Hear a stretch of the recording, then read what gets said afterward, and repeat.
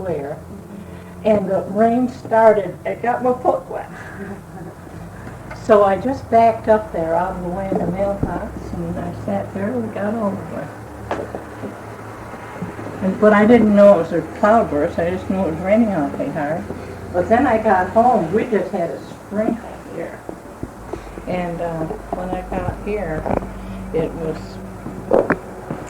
I happened to turn on the radio, and they said you had a cloudburst.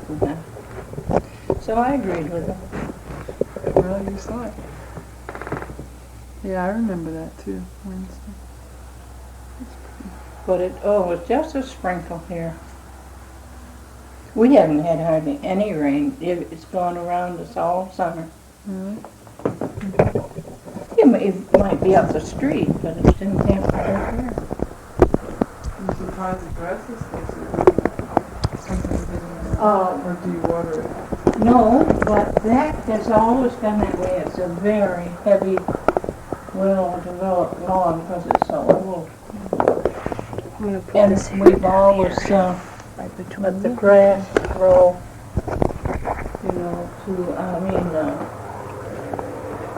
left the clippings on, cut it off enough so we could do that, and that's made the difference. But up here it was badly burned. We've had two light rains. I'm supposed to get scared of one of those, Why? There's nothing to be scared of. No, I saw some woman on TV the other day, and they put her behind the mic, and she really panicked. She said, "What do I do with this thing?" Pretend it's not there. That's all you can do. Soon it will become part of the furniture. Now, I'm deaf. Quite slightly deaf in this ear, so I don't catch low speeches. Okay. I can hear you all right. I didn't hear you at all. Well, we'll make sure to talk loud. Or look at you when we talk. Okay. Well, I can't read lips either. I'm that dumb. Sometimes it's better that way, I know. It's quite interesting. I was watching a woman the other day, and I was wishing I could read lips because she was speaking so distinctly, but there was someone talking to me, so I wouldn't have had time anyway. My name is Pam, by the way. Pam. Yep, that And this fits is you. Debbie. And I'm Debbie. Yeah, and I've got a granddaughter, Debbie. Yeah? That's great. She looks a little bit like you. The same contour. Thank you. And dark hair. So, Pam and Debbie. How old is this house? It was built in 1866 of lumber, of all wood that was on the place. It's all homegrown. Wow. Who built it? My grandfather and grandmother paid for it. And how much do you suppose it cost? I couldn't even begin to guess. $8,500. Wow. And 25 years ago, a builder told Father that it would be a minimum of $75,000, but that was a low estimate if you considered that it was all handwork. Everything I've got the tools that they did it with, that they shaped it. And here's something that is very unusual in a house. You notice these rounded corners? Yeah. Yeah, I was just I've got quite a few of them. And but the rest of them are larger. It was just as though this was extended. And I found out how, excuse me, I found out how they did it. They took these wide boards and they made little fine grooves close together until it would go around the curves in the back. Nice. I wondered how they ever got such perfect round corners. But lots of people have never seen a round corner in a house. I was going to say, because there's one right behind you, and it really is kind of an... I was sitting here going, there's something very different about this window. What is it? You know, and, and now that you point out, I guess it's because of the rounded corners. No, nothing square. Grandmother used to have this full of shelves all the way up, full of plants all winter long. This looks like a good plant window. It looks like it gets good light. Yes, they just go crazy. And my granddaughter keeps me in roses. She works at the greenhouse up at the mall. So once a week she brings me roses. Sometimes one, sometimes two. This time she brought a half dozen. Are they your favorite flowers? Well, I like them very much. And no, lilies of the valley are my favorite, but flowers are flowers. I love them all, except calla lilies. They're an exception. Sounds like you have a lot of grandchildren. 11. How many sons and daughters? 2 sons and 2 daughters. But one son doesn't have any children. He's living out in Arizona now. But he almost had emphysema, and the doctor, and he also is handicapped with 20% vision. So, but he's working with the blind out there, helping. And no Dallas, and he's enjoying it very much. But I don't like Arizona. Too hot? Too everything. Too far away. Well, no, it's that constant, that desolate sand with nothing but prickles no matter where you go. There's a beauty there, I don't deny that. But it's this monotony of sand for so many days getting there, and you'll have to watch out to see if there's a snake anywhere near you, and if it is, you better not go near it, because only one good one, I guess, out there is a king snake. So they can have the whole of Arizona. I don't want it. So you like Fayetteville better? Yes, I think that mostly you're kind of like places you're born, don't you? Mm-hmm. How old are you? 77, almost 78 in October. So Were you born right in the house? the whole family. I mean, well, Father missed it by 1 year, and he was born in '66. So, and the old house stood right in front of where this is, and they moved it up the street, and it was there until they put Ely Drive in. But no, and I was thinking the other day, that house over there, that odd-colored yellowish, I've never figured out what you would call it. Pumpkin, maybe? Oh, I don't know. Anyway, we won't bother. But that house is the only house that I don't remember being built here.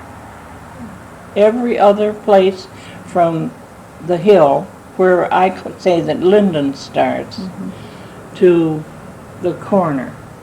The only other place is where the Cherry House, or whatever, you know, the furniture place.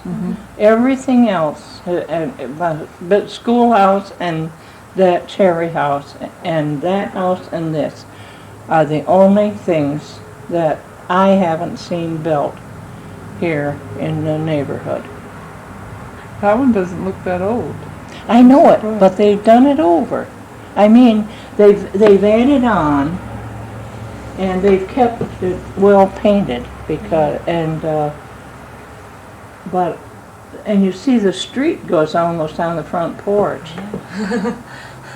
I'm always so grateful to Grandfather for building so far back from the road. Because the road, where this line of traffic goes is where the old trolley used to run.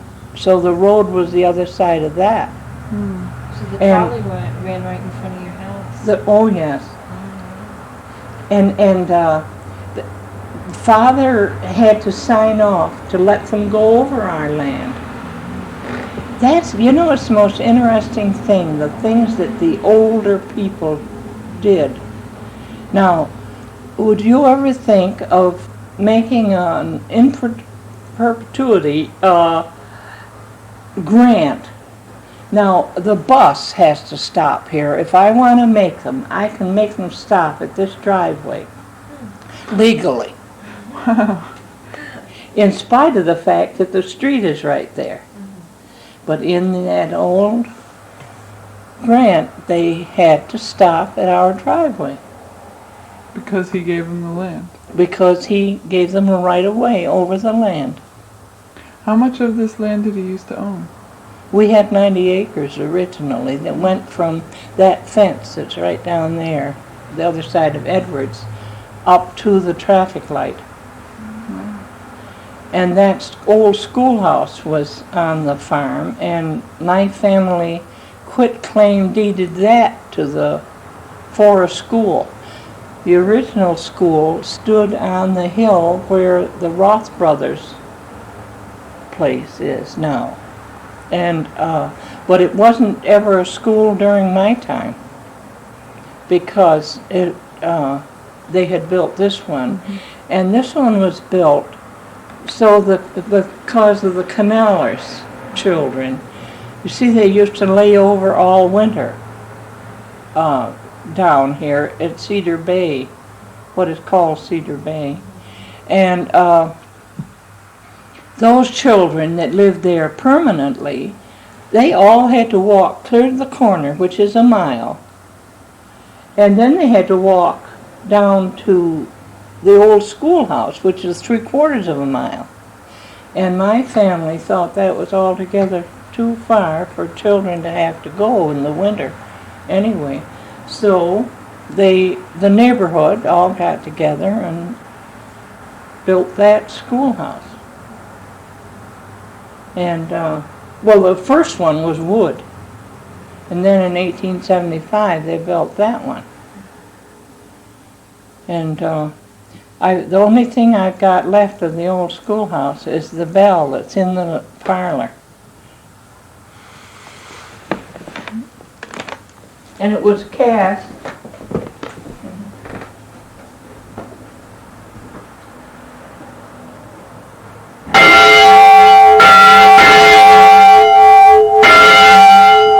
How's that? It makes quite a sound. I think you could hear it for a while. They could hear it clear in Cedar Bay. But it was, the reason is because it's so heavy, it has the boom. Yeah. Did that ruin something? No, it's still working. But that was cast in Seneca Falls in 1875 when they built this, a permanent brick schoolhouse. And it's, so that one was abandoned clear back in the early 50s, the original. But you see, at the time that the military tracks were laid out, they had to have a place for a schoolhouse and a church. But I have never heard that they ever had a church in this particular zone. I don't know. And I got to wondering about it the other day because it was a law that they had to have the church and the schoolhouse. But they used to come from up on Woodchuck Hill? They used to come from Woodchuck Hill down here until that one was built up on Woodchuck Hill Road. I taught up there one year, and my mother-in-law taught there when she was 16. And that was back in about 1840 something. What did you teach? Everything? Yes, they had. Yes, you were supposed to have 8 grades in one of those district schools. But I only had 13 children, and 5 of them were moronic. And oh, that's terrible. So I learned that I didn't want to be a teacher then. So then I went to Philadelphia and studied to be a technician. What kind of technician? Laboratory department. And then I came here and worked in the Department of Health till I was married. So it's quite a world. But I used to walk back and forth across. It was just a mile that way, and it's a mile to the canal. Did you spend a lot of time at the canal? When I was little? Well, not too much. But right back of us, there is what is called the sheep pen. And one time I was in the Historical Society, and they showed me a picture of the canal drained. And I said, oh, there's the old sheep pen. I never saw it exposed like that. And he said, well, the what? And I said, the sheep pen. That's where Grandfather always washed his sheep every spring before they sheared them. And that we used to go swimming at the sheep pen because it was shallow enough so that we could without drowning. But it was a mile down there, and usually we didn't have too much time to go, and then we had a lovely woods that are still down there. And we're at the end of Edwards Drive, there's this wooded area, and it goes off into swamps. And we used to roam there, of course. But in those days, my brother and a boy down the street and I were the only children within half a mile in every direction. So we weren't very, we were always busy. And we had to work on the farm, of course. We had a truck garden. Father had cattle. When I was 6, though, he sold off the 45 acres on that side. And so the dairy went at that time, but up to that time he'd had a dairy and delivered milk in Syracuse by horse and wagon. And I've got the old dipper that they used to dip the milk out of the cans, and the women would come out with their pitchers. He delivered the milk himself? Oh, he had, no. Well, I imagine he probably did sometimes, but he had men that went every day. And he also delivered the first bottle of bottled milk in Syracuse. I've always wished that I had one of the bottles. But in those days, nobody saved anything like that. It was nothing but a bottle. But I've always been sorry that I didn't have one anyway.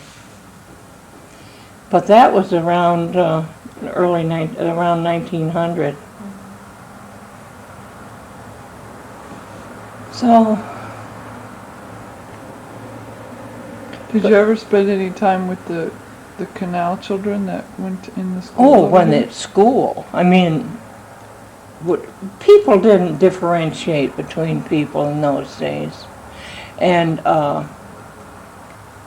we only had one family that I ever remember of blacks. And we didn't think anything of difference in people. Why? I think it's exaggerated today. I don't think that,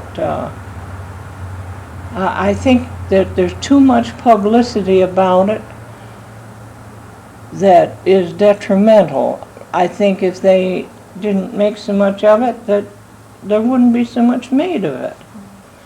And I think that's true with most of our troubles. But it was funny. At Christmas time, this little Linton girl, their name was Linton, and the teacher, we had wonderful teachers in this school up here. We never, when we left Linden to go to Fayetteville for high school, nobody ever had to repeat a class. And that was very unusual for district schools. And they had 8 full classes. When I went, for some of the years, there were 40 children. And I don't know how the teachers did it. But they did a wonderful job. And but the teacher had a brother who used to come every Christmas and play Santa Claus for us. Well, this was the first year that this little Linton girl had been there. He walked in the door, she threw up her arms and screamed and ran out the door. And I was the fastest runner in the school. And the teacher sent me after her. Here we were, right in the middle of winter. She flying down the road and me after her without her. And I didn't catch her until she got just about here. Boy, she was moving. She must have been real scared. Oh, she was. And I had to coax her to go back to school.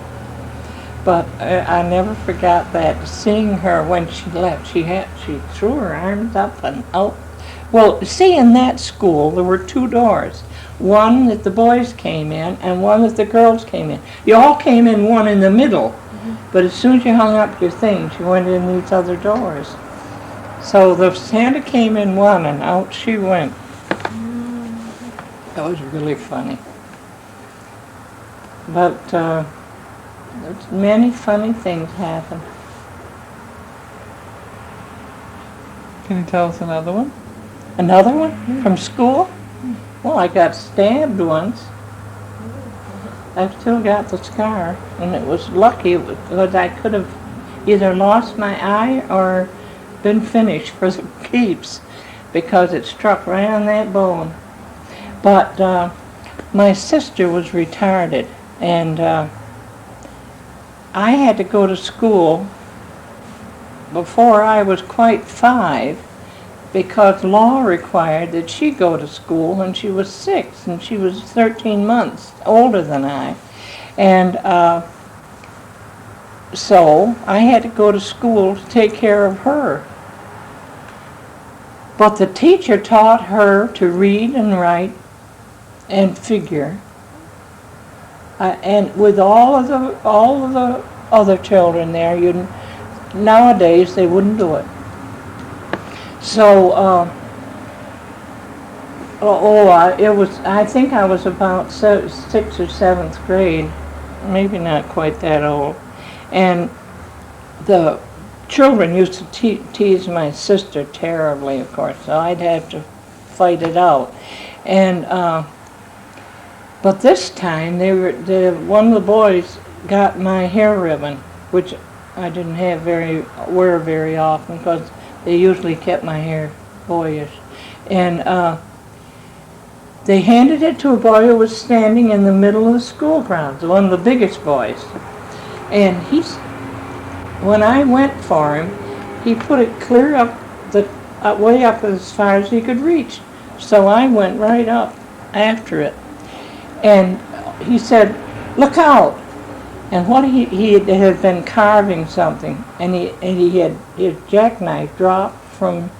He evidently had it in his hand with the ribbon, and it dropped and it hit me right there. And of course, like that, it looked like a wounded veteran. And I went into the teacher holding my hand, and what did she say to me? Don't get blood on the floor. So I just turned around and walked out and came home. I never forgave her for that. Imagine with a child bleeding like that, and that's what she said, don't get blood on the floor. Oh, we used to, it was very interesting though. And they used to do things then that I think if they went back to doing now, children would have a better education. Because one thing, you learn to concentrate. You had to get your lessons while others were reciting all day long. Because you sat back here and there were these benches up in front, and there was someone up there from another class all day long reciting.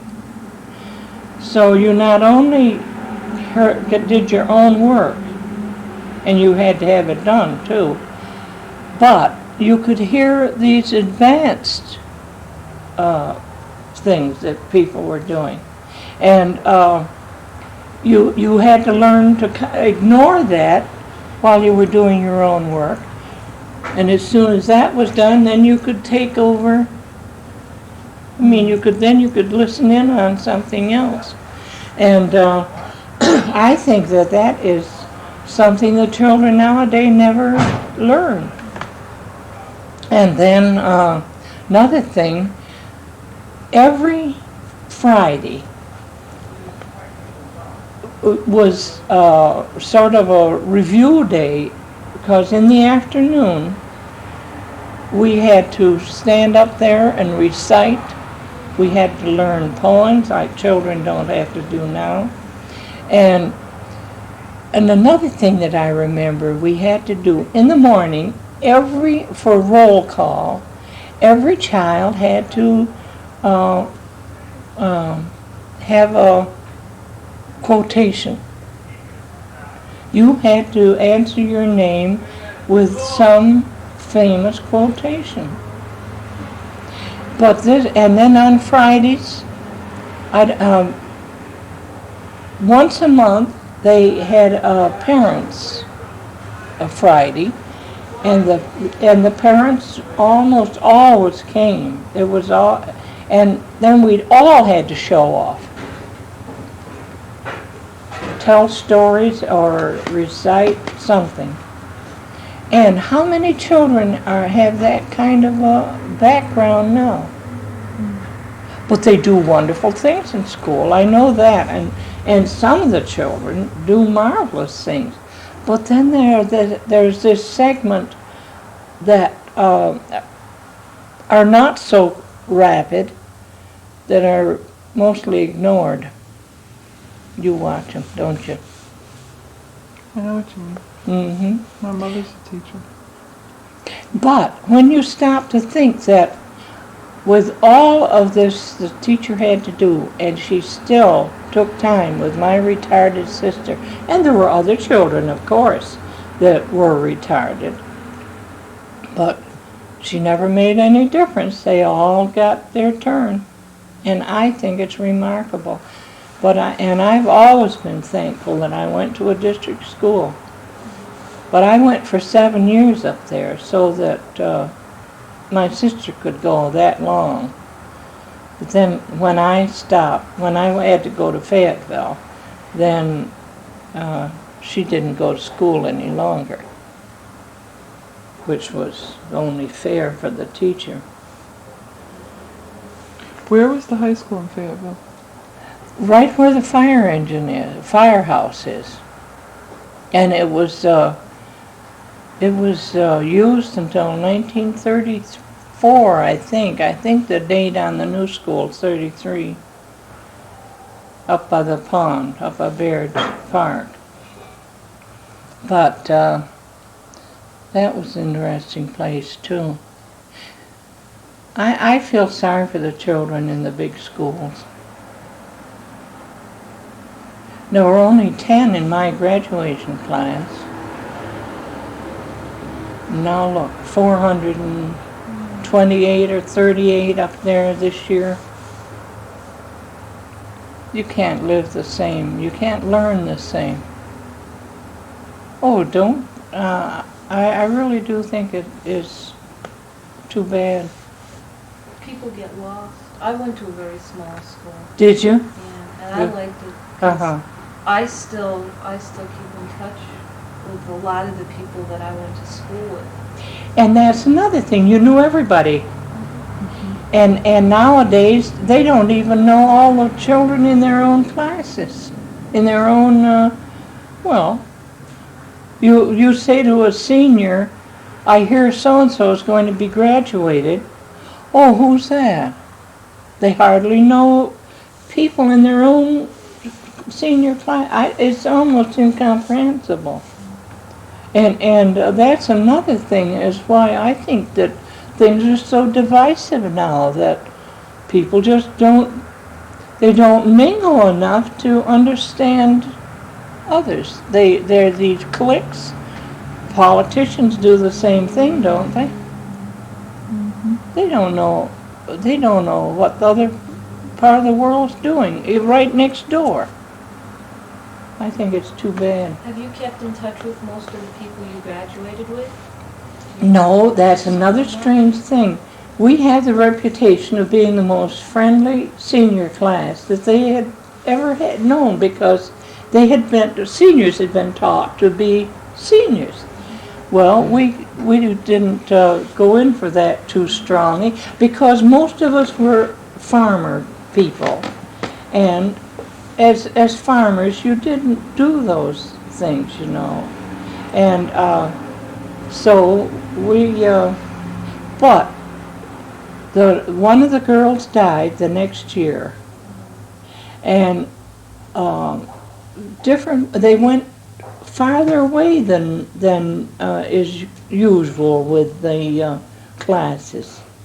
And there were only a few of us left around, and we keep in touch. But, well, of course, most of them have passed on now anyway.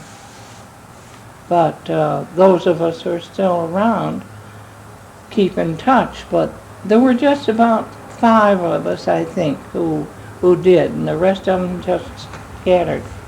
We never had a reunion, which I thought was rather strange. But I think it was partly because of losing that one girl the next year, and she was a freshman at Syracuse, and I knew she had a heart condition, and she just went all of a sudden early in the fall of that next year. So I think that kind of made us all feel kind of, what's the use? But strange.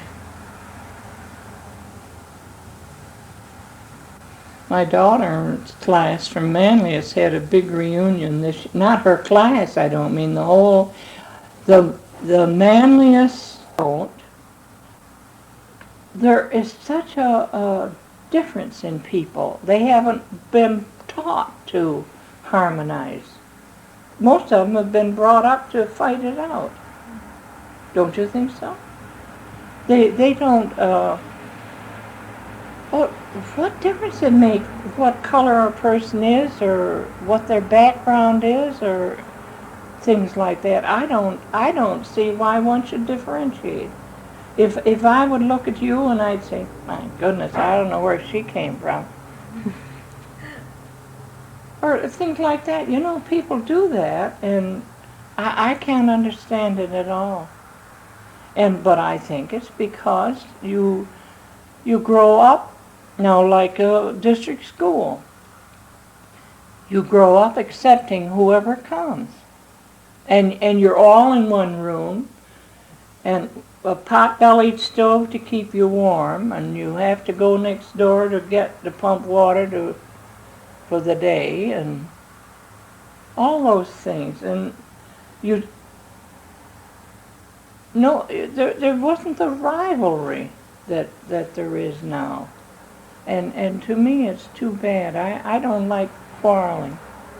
You said they used to make fun of your sister, though. Well, yeah, well, they always tease handicaps. Everybody has always, because they don't understand. And I probably, and of course there are new ones coming in. The older ones got, so they would accept a condition like that, you know. But new people coming in, you're running into that. But it soon smooths out. It isn't carried on the way things are now. And I don't think there's the buildup of the difficulties because there wasn't the publicity. And when you got the old newspapers, they'd have a column or two maybe of difficulties that were going on, of the what we would call police actions now. But in those days, there'd be a few items about the unruly boys or unruly somebody, but it wasn't blown up like it is now. So I just feel that I feel that this contention is built up partly from ignorance and partly deliberately. Because there are people who don't like things calm and undisturbed. Well, I had my troubles here. The neighbors didn't like the way I was doing. They didn't like the way the place looked, and they didn't like all kinds of things. When was this? Oh, not too many years ago. I had to stop them. What did they want to do? Well, they didn't want, well, for one thing, they didn't like it because I had 2 or 3 lawnmowers. I didn't need 2 or 3 lawnmowers. Oh, it was one thing after another, just picky. They're still doing it to the people across the street, the hairdresser. Somebody's finding fault with them all the time, and we can't figure out what there is to find fault with. But it's just incomprehensible. But I had a lot of trouble because they had newly appointed, what do they call them, that are supposed to tell people how to live. Anyway, I can't tell you what anyway, he used to come, he used to sit over there and tell me how I ought to keep the place, and the neighbors were complaining and so you better shut this off. So I had lived in Manlius for 28 years, and so as soon as the house was vacant, we came back here, all of us. So that was when we first, naturally when you're moving in and you're moving out of a house that you've lived in for 28 years, that everything wasn't the way you'd like it yourself. But what business is it of anybody else? I don't tell the neighbors what they ought to do. They walk all over here as though they owned it. They go across here anytime they want to, anywhere they want to. And I wouldn't think of stepping a foot on anybody else's lawn or anywhere that didn't belong to me. I just cannot comprehend it. And there were children out there doing something one day that was detrimental. And I went out and I said, "What are you boys doing? And why?" And one of them, about 11, turned around and he says, "What?" with a few expletives. "Is it to you?" He says, "We own everything around here." And I believe that is what is behind a lot of the trouble. They are not taught where they belong or what belongs to them or anything. It must be, because why would a child answer back like that? You think it's because people live closer together now than they used to? I mean, you said that many years ago you had owned your father and had owned a lot of this land around here. And a lot of it was farm, and people didn't live as close as then as they do now. No, but they must have had, human beings are human beings, and it's just that they don't have the mellowness and the well, I don't know, they just don't. One thing I think is we move so rapidly now, and we're completely independent of our neighbors. I mean, we don't need them in general, because we have the cars and the phone. And if you want help, you don't ask your neighbor, you call the fire department. And things like that very likely have quite a lot to do with the lack of contact between neighbors, because you aren't dependent upon them for your interest. But now, neighbors thought nothing of going quite a distance when there was something to go for. Like, we used to have sleigh rides here that were more fun, and the neighbors, the different neighbors at a distance, I imagine probably maybe 2 miles or so, would get together, and the farmers with the bobsleds that had the long racks, and they'd fill them with hay, and then we'd go to one of the houses and I can remember we used to go to a house that was up on what's Knollwood now, and we had sandwiches and cocoa, and we children just thought that was the most wonderful thing, because you didn't go there were no movies, and so when you went out did something like that, why, it was something special. Did your father have a sleigh? Oh yes, we had team of horses. We had more than one team. I mean, you usually had a team of work horses, or 2 sometimes, depending upon your size of the farm. And then you had a carriage with carriage horses to get places. And we always had horses, of course, because when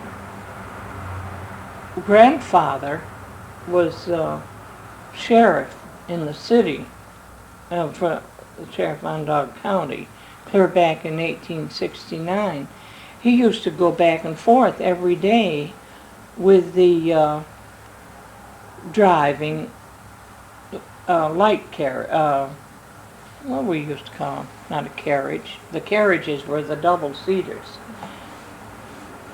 And then you always had cutters and all kinds of transportation. And another thing that he used to do as sheriff, I mean, when he was there a good many years, because he was deputy sheriff too, and when they were running the slaves, and he would bring them here from the city, and then someone would pick them up here the next day and take them on to Peterborough, where Garrett Smith had his, I've got a book that Garrett Smith wrote that he gave my grandfather. And most people don't know this was what they call the railway, the underground Did anybody come looking for them? Did anybody suspect Well, that there might be slaves? oh, I don't know. The family never bothered to note that, whether they did or not. But we know that he had quite a good many, and it was a good. We had this very large basement. The basement is as large as this house, and there's a lot of rooms down there. And then another thing was there that I wouldn't be surprised if they used, if they had to, was there was a smokehouse built right in the house. And I never have known of that having been done anywhere ever. I never have known of one. But it was a big brick, it was almost like a room in itself, and it fed into the chimney that the little fireplace. There were 3 outlets on the chimney, one for the furnace, one for the fireplace, and one for the smokehouse. And I think that probably they used that for concealment at times, but I don't know. Now that's just supposition, but we do know that he brought them out here and that somebody took them from here up to Peterborough, because that was a good day's ride, you know, in those days. But another thing, he was also one of the original, they started the Grange. When they started the Grange here, he was one of the head men of that, and they used to entertain here. And I have clippings that came from the old Fayetteville paper, and they had 450 people here one day for a picnic, and they served them in, it says in there that 100 lots at the table. They set up table and served 100 at a time. And they came from as far away as Massachusetts and Connecticut and Pennsylvania and Ohio. So it must have been just a really big get-together. How big is the house? How many rooms? 16. Were the people at the picnic mostly relatives, or? No, they weren't relatives at all. They were people who belonged to the Granges in these other areas. And they came in by train, and then the people must have met them in the city. And they could come to Fayetteville, too, by train, because the train went from Syracuse through Fayetteville to Earlville, the Shenango branch. And so they could come into Fayetteville too, as well as into Syracuse. And then, now I don't remember what year that was. Of course, when they cut things out of the paper, they didn't cut the year out or put it on. And,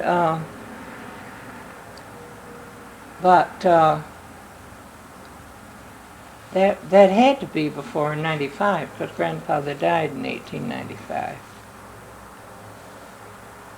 But that was another thing. Grandfather had bronchitis. Whether he had emphysema or not, I don't know, because I don't think they called it that then, but he was always doctoring and always traveling, trying to find relief from this lung condition.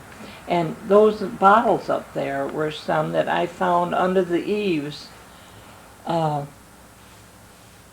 he had to have for different kinds of cough medicine. And but he went to California, and that's when he was going through Colorado or Wyoming. He wrote, I have a letter that tells about how they were, the train had to stop for an hour, over an hour, while the buffalo crossed the tracks. The herds of buffalo crossed the tracks. can you just picture that? They couldn't see the other side of this herd of buffalo that was crossing the tracks. And out in the west, you know, you can see for miles. And there they stood and waited for the buffalo to get across. Wow. And imagine nowadays, everybody sees a buffalo, why, they think they're not where they belong. They're in the zoo anyhow. But I thought that was quite interesting. And I don't know, it's just a wonderful thing to be able to know these things. And you wish to goodness you'd had sense enough to pump people like my grandmother. My grandmother lived to be 95 in 1922, so that, think of the things I could have learned from her. Well, one thing I know, they used to have malaria around here. Now, of course, malaria nowadays around this area would be unheard of. And she always used to put cold water. She'd always rinse her neck and chest with cold water every single day, morning, because she said that helped fend off the effects of the malaria that she had when she was young from here. Also, we had rattlesnakes here because they killed one right off the back platform here, well, before I was born. And as it built up, of course, they were driven back into Cicero Swamp. But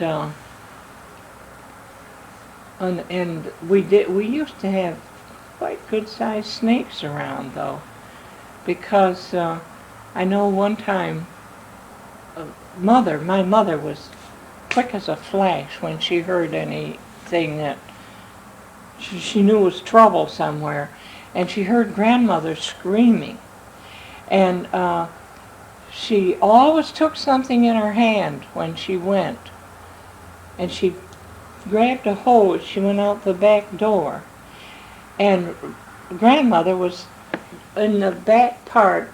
When we went out, there was room from the back part of the house. You can't do it anymore. But they used to drive in there with a wagon to unload the vegetables and fruit and store down cellar. And grandmother was in this alleyway where you could drive down, and the leaves had blown in there, and here there was a snake wound around her leg, a big one, wound around her leg, and naturally, so she stood there screaming. So mother killed it with a hoe, but for 6 weeks, the welts that snake had made from coiling around her leg hadn't disappeared. Do you know what kind of snake it was? It wasn't poisonous, but it was quite a large snake, and then that is. Well, one time we had down on Edwards. There's a deep dip, and there used to be a lovely pond in there, and we children grew up playing in the pond and learned to swim there. And there was a long pine log that went out in that pond, and there used to be a snake, an enormous snake that used to curl around that, and we always kind of stayed away when that was around. And a neighbor shot it, and it was 7 feet long, and it was large around as a man's arm. I can remember seeing it, and it had 26 young ones because he cut it open, and because he had seen her letting them go down her, when before he shot her, she had let the young ones run in for safety. Now, people say that it doesn't happen, but it did. And 26 of them. Wow. Yeah, that's what I thought. I never heard of that. The baby snakes go inside? Uh-huh. Just think of letting 26 of them run down your throat.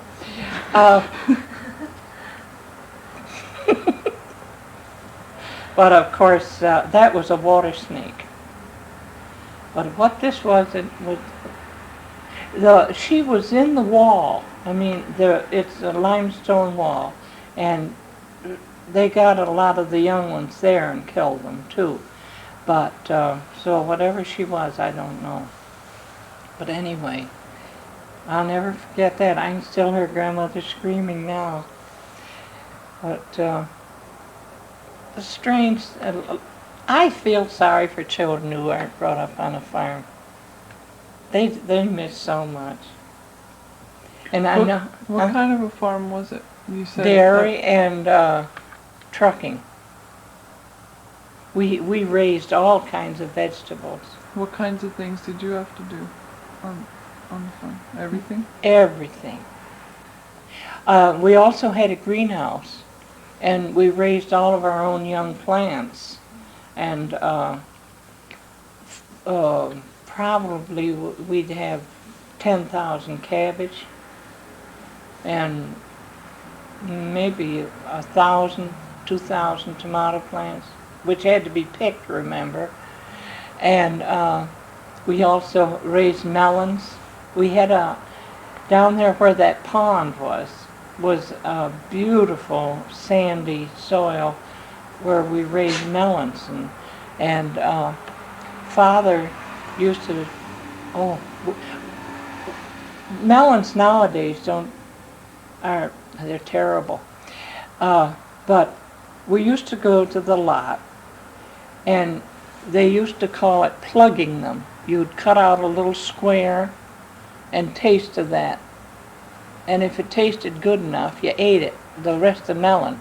But if it didn't, you threw it over the fence for the cows. So that you really, and Father used to take market wagon. You know what a market wagon is? I think so. Yeah. Well, it had a long, fairly narrow box, and with little wooden sides that went up just a little ways, so that they would mound things from these sides up to the center, both of cabbage and, I can catch a cabbage as far as you can throw one. And that's what we used to have to do. Father'd cut the cabbage and toss it, and I would have to pile them in this wagon. And I got involved in all these jobs because I loved the outdoors, and my brother didn't like it at all. He didn't like farm work. And so I got in more of it than he did. But, and Father'd cut the cabbage and throw them to me, and then I would load them. And he could even throw the melons too, because we loaded those, and we'd have the wagon heaped with them, and when he went to town. And all the others, we'd have corn and tomatoes and onions and asparagus during asparagus season. During some of the asparagus season, we'd have to cut twice a day. It grew that fast. And then, of course, that all had to be bunched and taken to the stores. And he used to go with the market wagon to Fayetteville and Manlius and Jamesville and East Syracuse and the city. So it was a busy life. How many brothers and sisters did you I have? had I have a half sister still living, but she didn't live with us except in the summer. She lived with her grandmother in the school year, and then my I had a half brother who died when I was 12 and he was 16. And then I have a brother of my own, and this sister who was retired had passed on 3 years ago. So, So did you have hired hands on the farm to oh help with yes. Sometimes we'd have as many as 24 for during harvest season, but they came in, you know. But usually we had a man and his wife who lived here in the house. And sometimes two couples, but usually just one.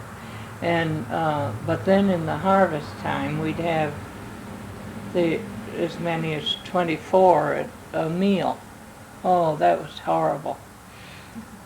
I washed dishes from morning to night. Were they local people? Oh, well, yeah, fairly local. I mean, what do you mean by local? I mean, Farmers right here. You know, usually the man who used to always come and thrash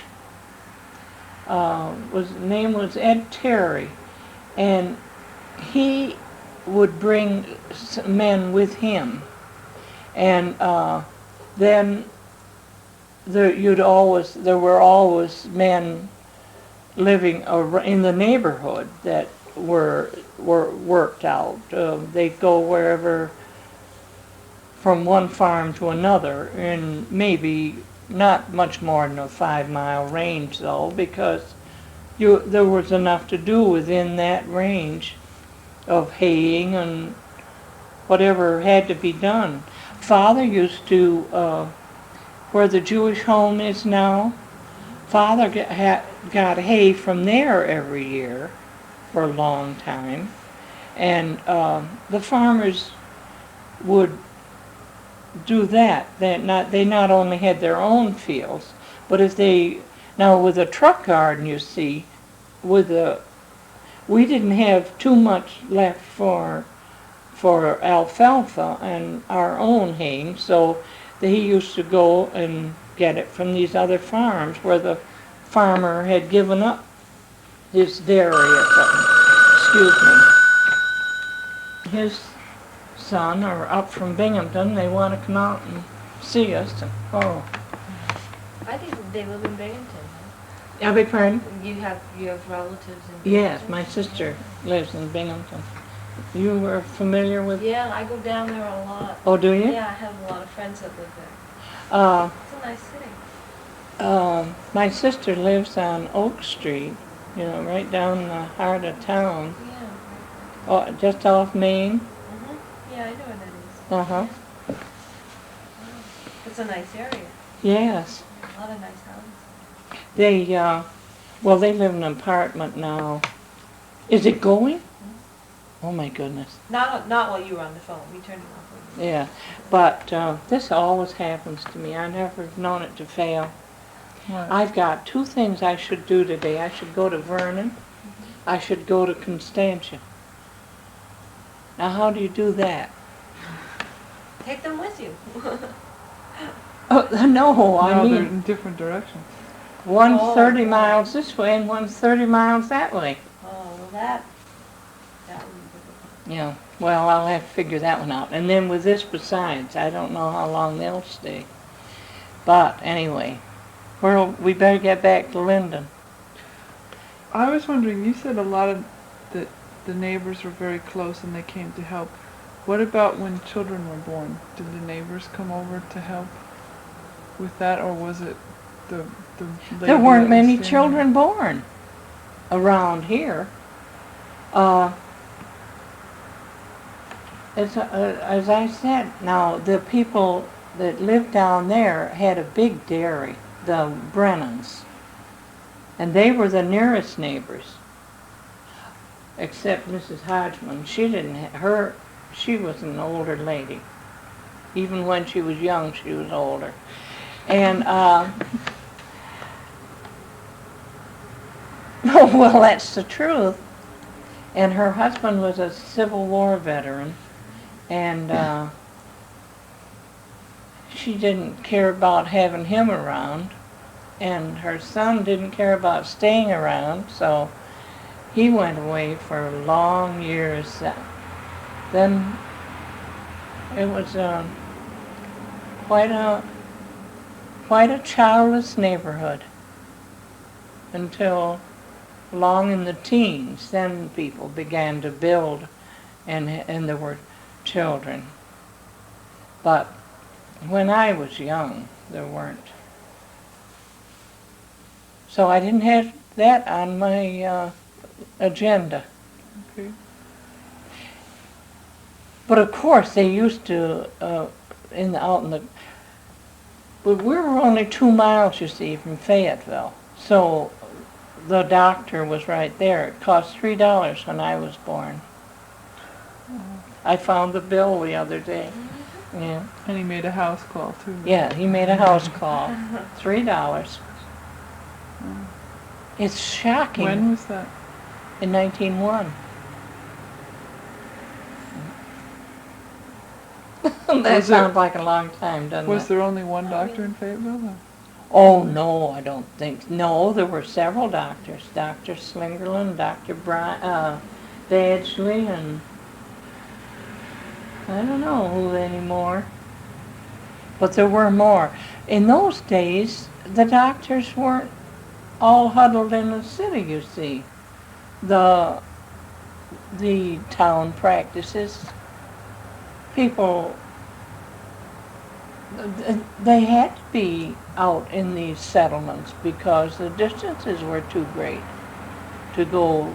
He drove a horse until, I don't think he had a car until early teens when I know he had one of the first cars, the old Dr. Badgley did, but he always had a horse and buggy that he'd flip over in. He was, the old doctors were remarkable. Father was working on the roof of the porch out here, bed in that room over there, and they called the doctor. We had to go next door to the neighbors to call the doctor because they're the only ones in this whole section who had a phone. And he came in a hurry. He walked to the foot of the bed. He never, when it was near Father, I was only 5 then, but I can remember it. The way everything was. He started giving orders. And he told Mother, he says, get hot water boiling, clear the kitchen table, and he went to the phone and called Dr. Hartman, a surgeon in the city, and he said, get out here as fast as you can and bring your nurse. And they came out on the trolley. So that would have taken a half an hour if the trolley came immediately. And he came. Mother packed my brother and sister and me up and sent us back into the city to my grandmother's. But they operated on Father on the kitchen table for appendicitis, a ruptured appendix. And he lived. And the nurse was a battle axe. And she was in the kitchen after Father was ready to have some food, and she was opening clams. And my mother said to her, oh, please don't do that. She was holding the clam in her hand and doing this with a butcher knife, so she cut her hand wide open. So Mother did her up until they could get her to the hospital, and they brought out another nurse, which was she was very nice. But how many, just think of it though, even nowadays they lose them with a ruptured appendix, and he lived through it. But then they sold half of the farm, so that we only had 45 acres then. And that house up there was built. So he, and that Dr. Hartman later became the head surgeon of the Kellogg Hospital in Michigan that was so famous. But he was a marvelous surgeon. But you're always having emergencies, you know. Mother was away visiting. She didn't go away very often because people didn't in those days. But I think she'd gone to Canada to visit her cousins in Saskatchewan. And I was housekeeper. And I heard Father say to my brother, "Go tell Ruth." So, by that, like Mother, first thing I did was go in the kitchen and get hot water. And Father came in, and my brother had gone into the peak of the barn to fix the pulley for the hay pulley, to release it. It had gotten caught up there. And it was a 60-foot barn, and at least 40 feet high. So the pulley had gotten away from him and dropped and hit Father on the crown of the head. And he had a hole about over an inch long there. Why it didn't kill him, I don't know. Maybe, and so I had to dig the hair out and cut it all out and doctor it up. But that's the way you did. You didn't go to a doctor or you didn't run to a hospital because you just didn't. You did it yourself. Mm. And, but there's so many things like that happen.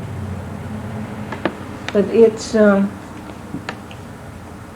just a strange,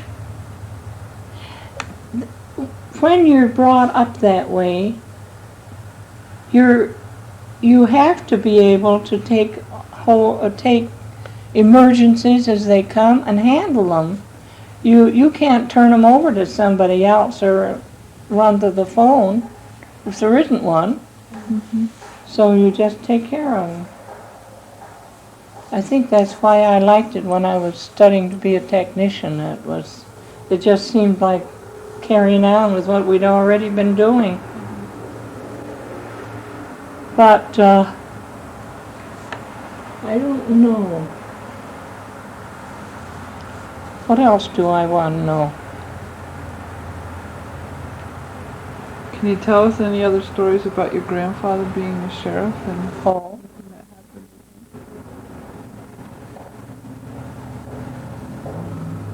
I don't know.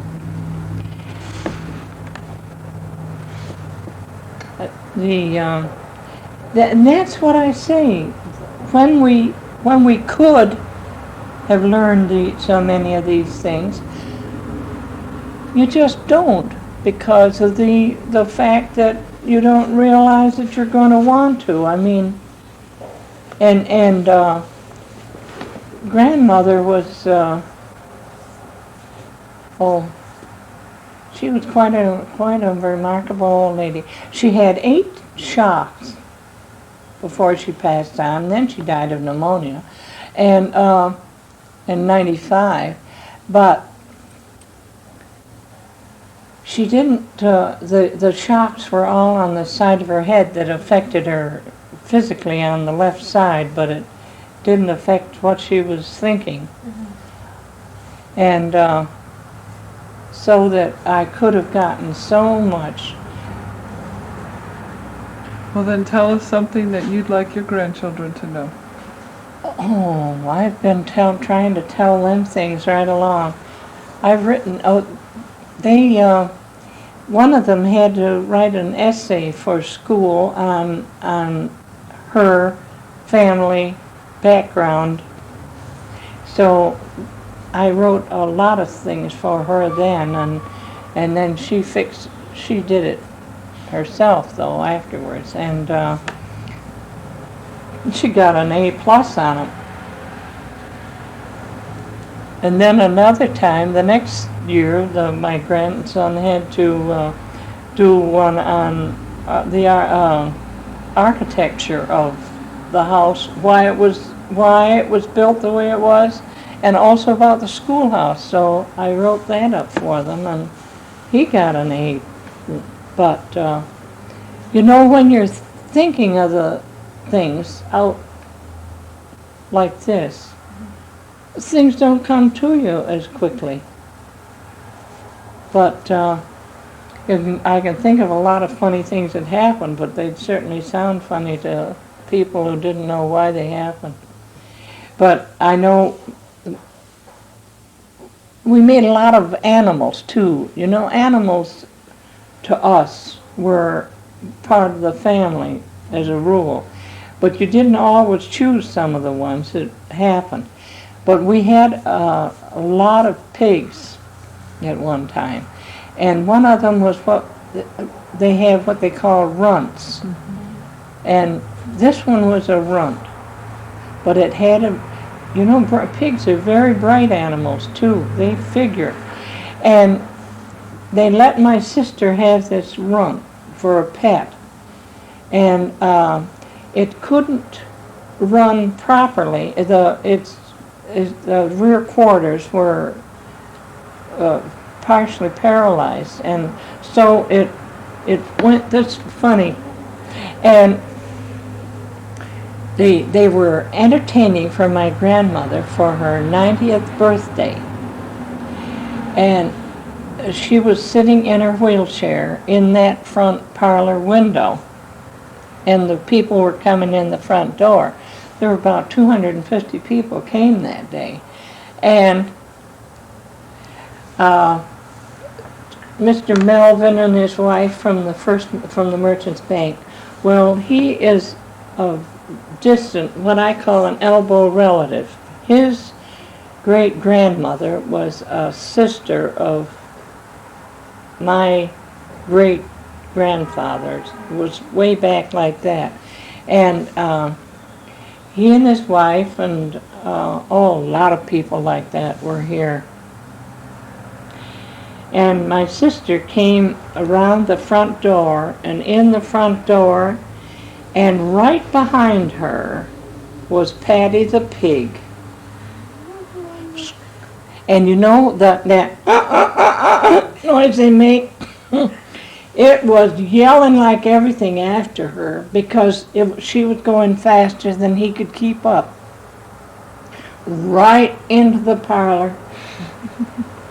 My poor mother almost died of shame. And of course she said, "Ruth, get her out of here."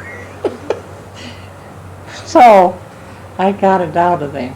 But I almost died laughing. And poor mother, though, that was awful. But such funny things happen to you, during. And I can still see those people, the look on their faces when that pig went through the parlor. But we used to have prayer meetings here. You know what prayer meetings are?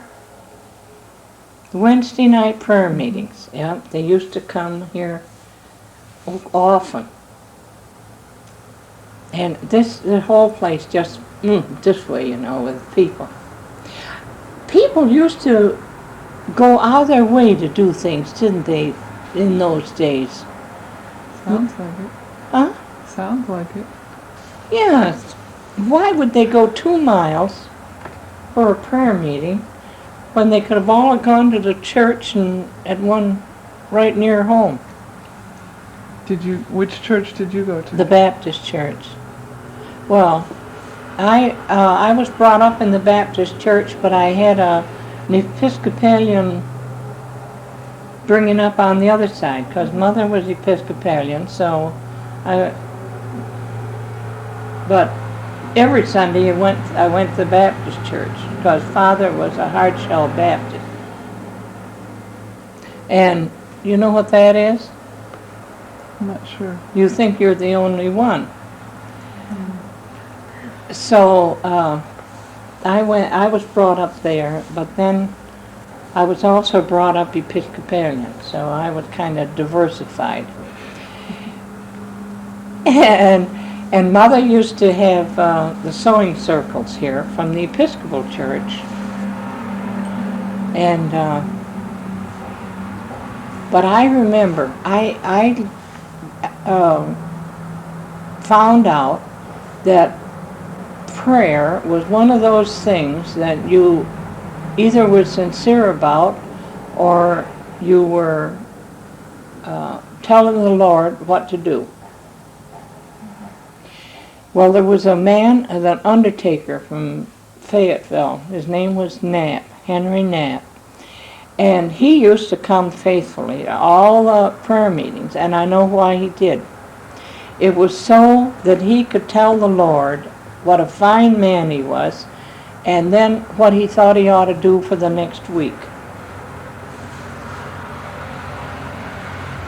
Well, that's a fact.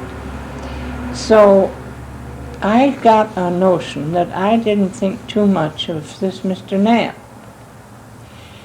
And then during the flu, remember when the flu was so terrible in 17, and so many people died, this old Dr. Badgley never lost a patient during that whole flu epidemic but one. And that man went out while he was better, but he went out on the porch to bring in the milk for the children in his bare feet in the winter. So he didn't live very long. And when he was buried, it's a very, very poor family. This Mr. Knapp, who was such a wonderful person that he was telling God what a fine man he was going to sue the family for the burial money. So Dr. Badgley paid the undertaker, and he gave them a receipt in full. And he never, ever told God or anybody else what a fine man he was. So things like that kind of influenced my way of thinking. I have my opinions about people and the people. But the wonderful things that can happen to you because you live in the country and go to district school give you a background that is pretty unusual. But you can, the more you think about the things, the more these things come up. But it to other people they must sound kind of inane. Not really. No, I'm finding it very interesting. Would you be willing to talk to us again if we wanted to come Anytime. back? Yeah, if you, I hope you could get here and not have quite so much confusion with you. But I never know. Wouldn't you think that being as old as I am and living alone, now I've always had my family, some of the family with me. My daughter and her 2 children lived in the apartment upstairs. And my son and his wife lived with me for 21 years before they went to Arizona. So actually I haven't been alone until a year ago. They all took off like that. And you'd think I'd had all kinds of time to do everything. I never do. I did make 19 Afghans between last March, a year ago, and June this year. Big ones. That's an accomplishment. Big ones. Something to do I with made the children. so that each one of the family had one. So that now that's all taken care of. But now I'm making them pillows. See? For Christmas. Oh, pretty. So that's what I do in my spare time if I have any. Now what? Well, I guess we're finished for now, but if we, we'll probably Maybe, get you in know touch what with would you be a and good come back. idea for me to do? Did you shut that off?